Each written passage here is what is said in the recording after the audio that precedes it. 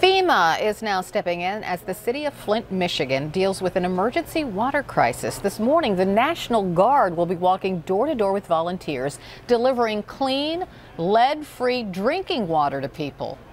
Michigan's Governor Rick Snyder activated the Guard yesterday, many questioning what took him so long. The point is we got inaccurate information back from the people that responded. And we eventually got the right information, and we took prompt action when we got the right information. Snyder has been widely criticized, protesters calling for his arrest. One resident hoping Snyder sees the pain he says the governor caused. I want him to stay in office and see what mess he's created here. I want him to see the people he's hurt, and his administration is hurt. Ryan Young is following the story from Chicago. Tell us more, Ryan.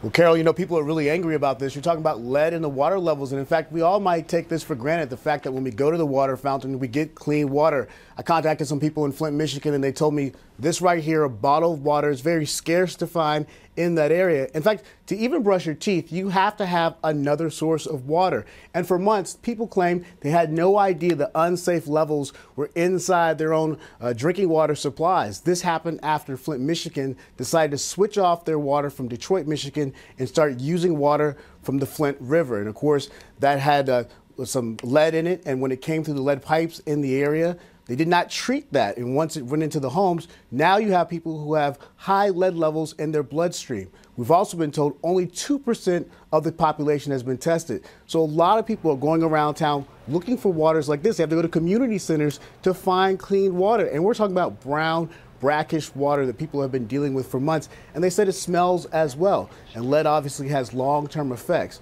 Now, there's a congressman in the area who put out a statement and talked about the idea of why he wants the governor to start pushing forward with some more initiatives to get clean water back into people's hands. In fact, I'll read from the statement that says, Flint needs more action and less talk from Governor Snyder. It's important to remember that this crisis was created by a state-appointed emergency financial manager, and it is the state's ultimate responsibility to act and make it right.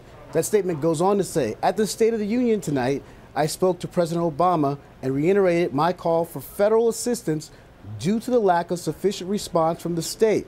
I will continue to do everything I can to get immediate resources to help address the ongoing crisis. That's from Congressman Dan Kildee. Look, people have been talking about this for quite some time. In fact, heard one church supervisor talk about breaking down water bottle from 6-packs to 3-packs so people can ride home with it on their bikes. You're talking about an economically disadvantaged area where people are still paying for their water bills despite the fact that most of them can't even use the water. So they're really looking to see the help from the National Guard, hoping there'll be a change and hoping that FEMA will step in and take over for the state that's obviously they feel has been too slow to act.